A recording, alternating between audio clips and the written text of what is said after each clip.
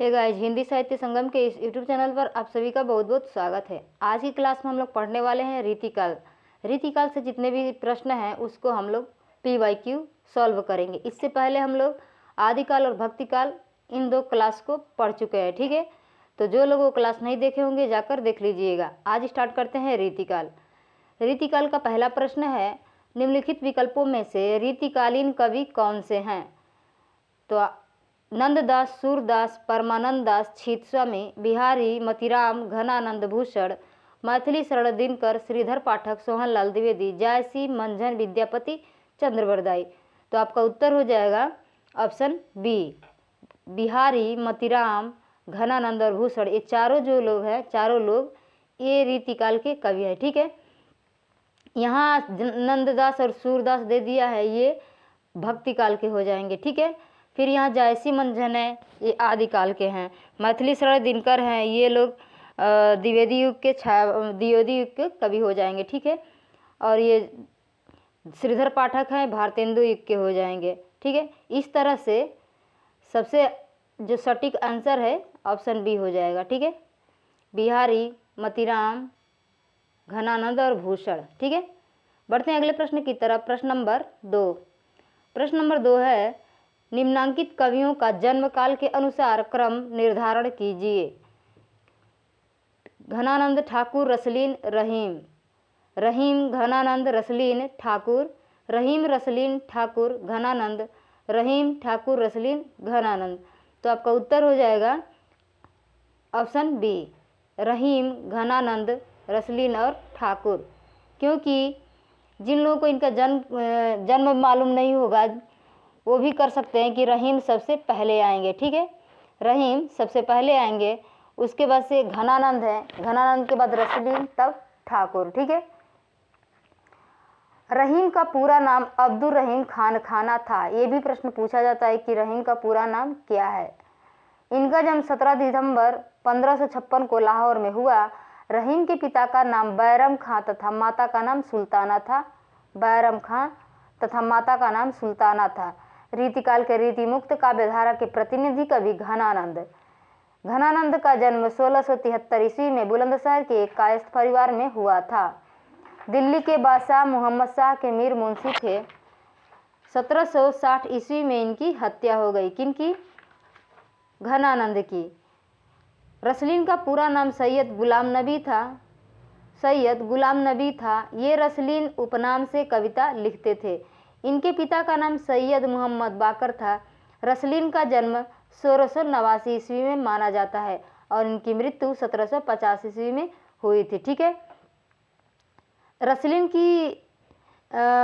के बाद ठाकुर है। ठाकुर का पूरा नाम लाला ठाकुर दास था और इनका जन्म होता है 1766 ईस्वी में ओरछा में हुआ है, ठीक है।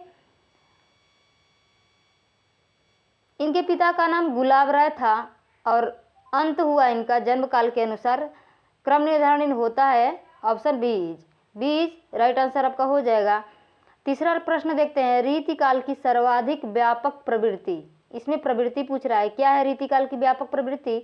नायिका भेद और श्रृंगार रस विवेचन, अलंकार विवेचन, छंद विवेचन, शब्द शक्ति और काव्य गुण दोष विवेचन, ठीक है। तो अलंकार विवेचन भी हुआ है, छंद युक्त भी रचना हुई है, लेकिन यहाँ पूछ रहा है कि सर्वाधिक व्यापक प्रवृत्ति पूछ रहा है। तो आपका उत्तर हो जाएगा नायिका भेद और श्रृंगार रस का विवेचन हुआ है रीतिकाल में सबसे ज़्यादा। अगर सबसे ज़्यादा पूछे तो सबसे ज़्यादा रीतिकाल में हुआ है, ठीक है। रीतिकाल में रस विवेचन के संदर्भ में नायक नायिका भेद का विवेचन मतीराम, तोष, रसलीनी अनेक कवियों ने किया है। इस काल की सर्वाधिक व्यापक प्रवृत्ति नायिका भेद और श्रृंगार रस का विवेचन रहा है, ठीक है। प्रश्न नंबर 4 है, रीतिकाल की विशेषताओं के संदर्भ में निम्नलिखित में से एक विशेषता गलत है, उस विशेषता का चयन कीजिए। रीतिकाल में अलंकरण की प्रधानता है। रीतिकाल की प्रमुख भाषा ब्रज भाषा है। रीतिकाल में प्रकृति का आलंबन रूप में वर्णन हुआ है। रीतिकाल में लक्षण ग्रंथों की प्रमुखता है। तो यहाँ लक्षण ग्रंथ भी लिखे गए थे, रीतिकाल में लक्षण ग्रंथ भी लिखे गए थे और भाषा भी ब्रजभाषा थी, अलंकार की भी प्रधानता थी, लेकिन प्रकृति का आलंबन रूप में वर्णन नहीं किया गया है रीतिकाल में। ठीक है, प्रकृति को दर्शाया गया है छायावाद में।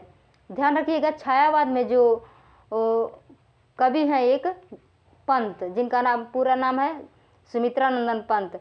पंत ने प्रकृति को आलंबन मानकर रचनाएं की हैं। ठीक है, रीतिकाल में स्वतंत्र और आलंबन रूप में प्रकृति चित्रण बहुत कम हुआ है। रीतिकाल की अन्य विशेषताएं इस प्रकार हैं: लक्षण ग्रंथों का निर्माण, श्रृंगार चित्रण, वीर और भक्ति काव्य, नीति काव्य, ब्रजभाषा का उत्कर्ष, अलंकारिता का काव्य रूप। प्रश्न नंबर 5 है, रीतिकालीन कवियों की काव्य भाषा क्या थी? अवधी, खड़ी बोली, ब्रजभाषा, बुंदेली। तो आपका उत्तर हो जाएगा ब्रजभाषा। रीतिकालीन कवि ब्रजभाषा में लिखते थे। ठीक है, जब घनानंद को देश निकाला हो गया, राजा निकाल दिए, तो वहाँ वृंदावन में जाकर उन्होंने काव्य रचनाएं की है। ठीक है, वो भी ब्रजभाषा में। ठीक है, रीतिकालीन कवियों की काव्य भाषा के रूप में ब्रजभाषा के विकास में घनानंद, बिहारी, मतीराम, पद्माकर देव, भिखारीदास का नाम उल्लेखनीय है।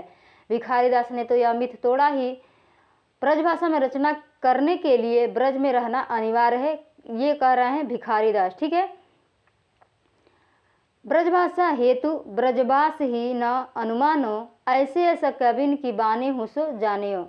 अगर ये पंक्ति दे दी जाए और पूछी जाए कि किसकी है, तो याद रखिएगा ये भिखारीदास की है।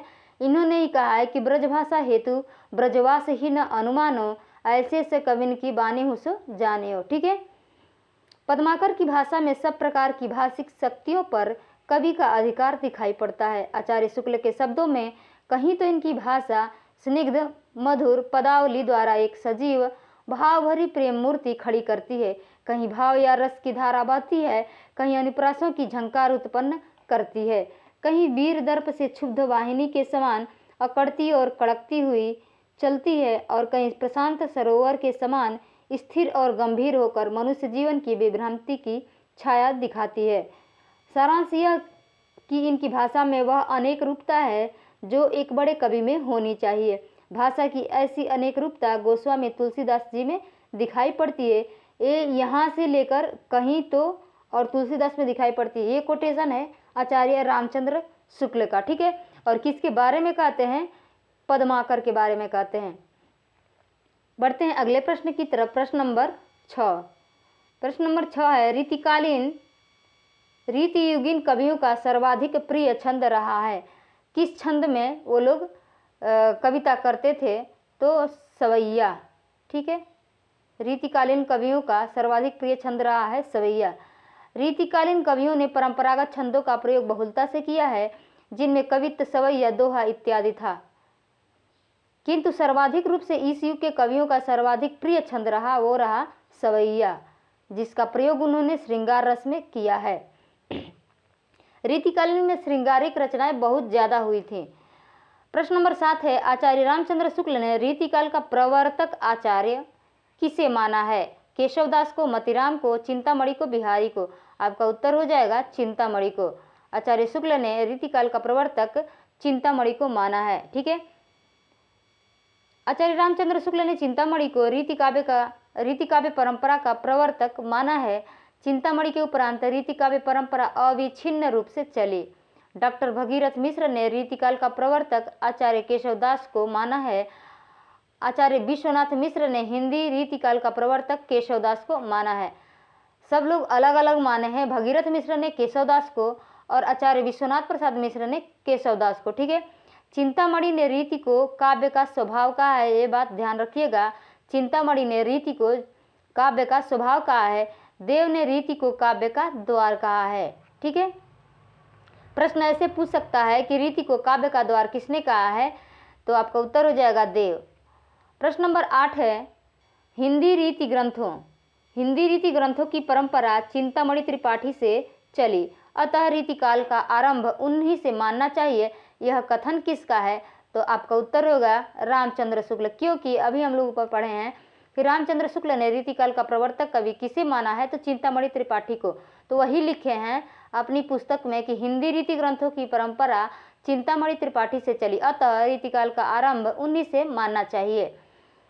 हिंदी रीति ग्रंथों की परंपरा चिंतामणि त्रिपाठी से चली, अतः रीतिकाल का आरंभ उन्हीं से मानना चाहिए। उन्होंने संवत 1700 के कुछ आगे पीछे काव्य विवेक, कवि कल्पतरु और काव्य प्रकाश, ये जो 3 रचनाएं हैं ये किनकी हैं? चिंतामणि त्रिपाठी की हैं। काव्य विवेक, कवि कल्पतरु, काव्य प्रकाश, ये 3 ग्रंथ लिखकर काव्य के सब अंगों का पूरा निरूपण किया और पिंगल या छंदशास्त्र पर भी एक पुस्तक लिखी है। किसने? चिंतामणि त्रिपाठी ने। ठीक है। प्रश्न नंबर 9 है, रीतिकाल का समय था। रीतिकाल की समय सीमा पूछा जा रहा है, तो रीतिकाल की समय सीमा हो जाएगी 1050 से 1375, ये तो आदिकाल की समय सीमा है। 1700 से 1900, 1300 से 1373 से 1700 विक्रमी संवत, तो आपका उत्तर हो जाएगा 1700 से 19 तक। ठीक है। आचार्य शुक्ल मानते हैं कि आदिकाल की समय सीमा मानते हैं 1050 से 1375 आदिकाल। आदिकाल की समय सीमा माना है इन्होंने 1050 से 1375 विक्रमी संवत। ठीक है, विक्रमी संवत, ये आदिकाल की समय सीमा है। ठीक है। भक्तिकाल की समय सीमा इन्होंने माना है 1375 से 1700 विक्रमी संवत, 1375 से 1700 विक्रमी संवत। बात करते हैं रीतिकाल की। रीतिकाल की समय सीमा इन्होंने माना है 1700 से लेकर 1900 विक्रमी संवत माना है इन्होंने। ठीक है।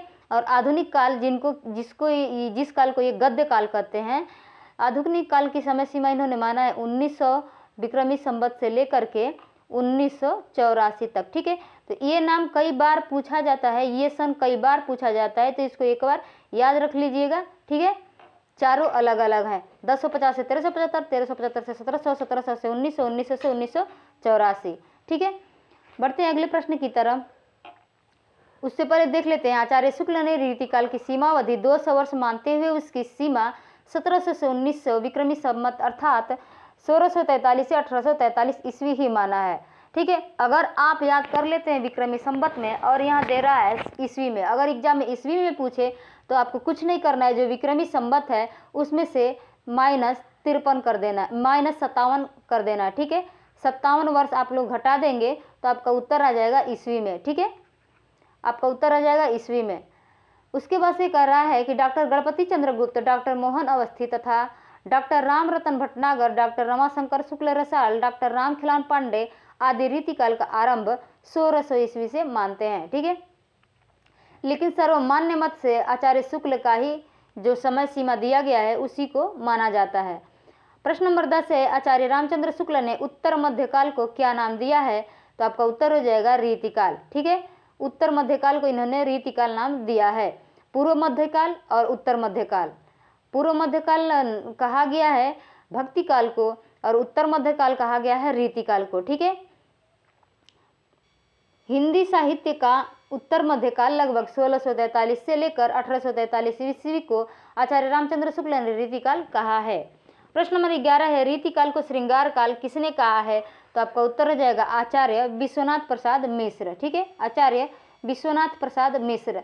रीतिकाल का नामकरण जब किए आचार्य रामचंद्र शुक्ल जी ने, तो उन्होंने ये कहा कि इस समय कितनी श्रृंगारिक रचनाएं की गई हैं, यानी रीतिकाल में बहुत सारी रचनाएं श्रृंगारिक रचनाएं हैं। यदि इसको कोई श्रृंगार काल कहे तो कह सकता है। तो आचार्य विश्वनाथ जी सोचे कि चलिए हम ही इसका नाम रख देते हैं श्रृंगार काल। ठीक है, तो इन्होंने श्रृंगार काल नाम रख दिया। रीतिकाल के नामकरण को लेकर विद्वानों में पर्याप्त मतभेद रहा है। आचार्य रामचंद्र शुक्ल ने इस युग में रीति ग्रंथों की बहुलता देखकर ही इसे रीतिकाल का नाम दिया। मिश्र बंधुओं ने इसे अलंकृत काल की संज्ञा दी है और डॉक्टर रमाशंकर शुक्ल रसाली ने इसे कला काल तथा आदिकाल को जय काल कहकर संबोधित किया है। इस काल का सबसे अधिक सार्थक नाम आचार्य विश्वनाथ प्रसाद मिश्र ने डॉक्टर राजनाथ शर्मा और डॉक्टर जय किशन प्रसाद खंडेवाल प्रभृति की दृष्टि में श्रृंगार काल है।